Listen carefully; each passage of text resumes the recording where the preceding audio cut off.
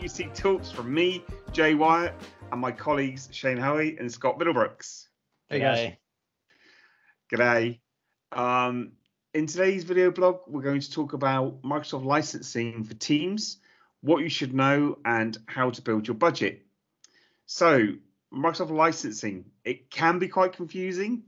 It's got a little easier. Hang on, I just want to stop you there. Not can. It is confusing. Microsoft licensing is always confusing because it's a really hard subject to talk about.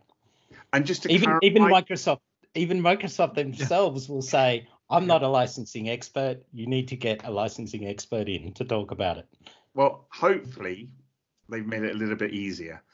What Microsoft's done now, they've combined two of its product lines, which is Office 365 and Microsoft 365, into one product now called Microsoft 365. They all come with Microsoft Teams as one of the additional products. So, Shane, being our resident Microsoft Teams MVP, can you explain the differences between E1 to E5? And we're not looking for the individual products, what's included, just the Microsoft Teams components. So as I always start with, I'm not a licensing expert, but the key difference is, of course, we've got with the E series for the enterprises, there's also the A, the academics, and they all follow the same basic, what's the same scheme. The numbering. Yeah, the numbering. That's so E1, A1, and so forth. But as we start at the bottom, it's obviously E1s are a lot cheaper. We get to the E5s, a lot more expensive, but also the products and services available on the E1s, there's a lot less, going right up to everything on the E5. So, for example, the E1s, we may not get stream recording, whereas on an E3 or an E5, we would be able to record on stream. Flow's another example and things like that. So there's all these licensing implications, but from a Teams perspective also, things like if you want to do naming standards on your Teams, right? So that then comes into play with, does the user have the Azure licensing? So that's the P1 or P2 or so there's all these, it's hard. And it's not my subject, and I normally say run the other way. One thing that I can say that, as far as just trying to make, as far as it Teams specific, and one of the things that we're really focused on is the phone system aspect of it, where E1 and E3 do not include phone system or PSTN conferencing. You get that included in E5. So that's one of the big differences between E1, E3 versus E5. So, Scott, you get an A+. Shane, you get an E-.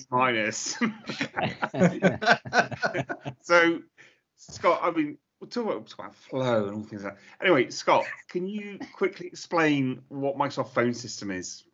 Quickly? I don't know. I'll try. Go on, you can wrap this up like you just done. So the way that I like to explain phone system is phone system enables the features and functionality of a phone system within Teams. Now, the important thing to understand is it gets you the ability to do that, but we still have another piece that we have to connect. We have to bring in the dial tone. You have to bring in your phone numbers. So this is where things really start getting confusing because it's overwhelming for new users to Microsoft Office 365. It's, okay, well, I have this. And now you're telling me I need to add this, and then I need to add this other thing that has yet 3 more options behind it. So it's like option plus option plus option. So to kind of try and be as simple as I can, and this is a very, hopefully I'm painting the picture that this is a kind of a big spaghetti mess of options, right? It's good to have options, but with options comes a lot of complexity. But that's an American thing, right? It's like in the UK, you can have a fried egg, okay? If you ask for anything more than a fried egg, you'll just get a dumb look. So in America, how many different options do you have for a fried egg? Dozens. No, you take a step back and say egg. Well, how do you want that egg cooked? It could be very American, yes. You have options for the options. Yes, But exactly. I digress. So you know. Right. So, okay, phone system gets you the ability to light up phone system within Teams. And now you got to bring your dial tone. So you have Microsoft calling plans, and then you have direct routing. Within direct routing, you have a couple of other flavors, and that's probably a whole other topic in and to itself. Just understand that right now it's phone system plus calling plan or direct routing. Awesome. And throw a spanner in the works. Common area phones. Of course, there's an extra different license for them as well. There is. Now we go a whole another option. Another option. But it's an important one because the amount of times I've gone and people have chosen E1s and then putting phone systems for phones, they could just put an $8 whatever it is a month common area phone license on there. Yeah. So, okay, and there's another curveball, which I really sort of got my head around over the last couple of months, because the UK was the first market to be hit with this. But what about the Microsoft Business Phone? Have you guys had much to do with that? And do you know what it is?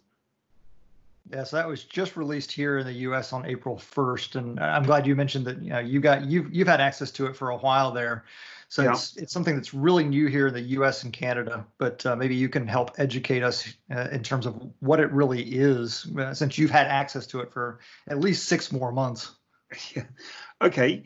So, we've got the small business SKUs. So we've got the business basic, the business standard, and the business premium. Now, what Microsoft did is, for a time, Teams calling functions were excluded from the business plans. But they've now brought that back in with Microsoft Business Phone. And what Business Phone gives you is enterprise grade phone. So you get the phone system bolt-on. You also get the audio conferencing bolt-on, and you also get the calling plan bolt-on. Now, if you bought these separately under an E1, E3, then it's going to cost you another sort of £4, I think, or $4 more per user per month. Under the small business plan, you're obviously going to make a bit of a saving.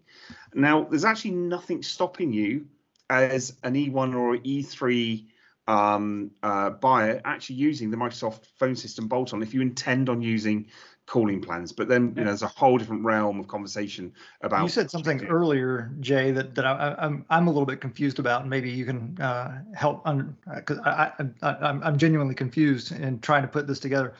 My understanding, and maybe this is a U.S. versus UK thing, that in the U.S. business plan, what we call business plans, right, are built for kind of SMB, the small to medium business space, 300 seats and under.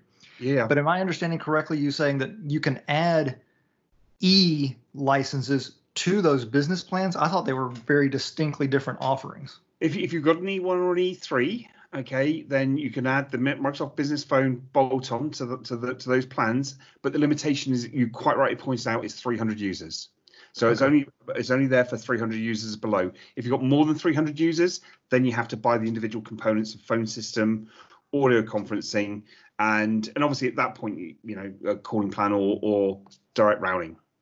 Okay. So the big thing I've learned here today is next time a customer has the licensing questions, I send them straight over to you, Jay. So much easier. I would like to say in a previous life, I did know quite a bit about supplier licensing or what's it now called? Service provider licensing agreement. So, yes, it cloud service, the CSPs now? CSP licensing, yeah. Guys, that's been absolutely awesome. So before we wrap up, do you have any other advice to give our viewers? If you've got a licensing question, contact Jay. Quick question for maybe this is Shane. Business plan, the business voice plans we were just talking about, are they available in Australia? We actually touched on this last week, and I think there may have been some confusion because our calling plans available in 10 countries. And then I made a comment later on about business plans being available in 70 countries. And so they are two separate things. So calling plans being when Microsoft provides the PSTN services, business plans are when we're using direct routing, the ability to use direct routing, but it is only 70 countries. And unfortunately, it's not Australia, which is really unfortunate because a large business for Australia is probably 200 people. So actually, hopefully they'll come soon. So I did read an article this week which, because I know in Australia you have an independent or you have a telco that does like fulfills that element for Microsoft. I think they are going to be doing a very similar solution to the Microsoft Business Phone for small businesses. I will find out more information and get it over to you, and we'll also post that on our blog site so that we can get some clarification on that. So I'm pretty sure I've seen that recently.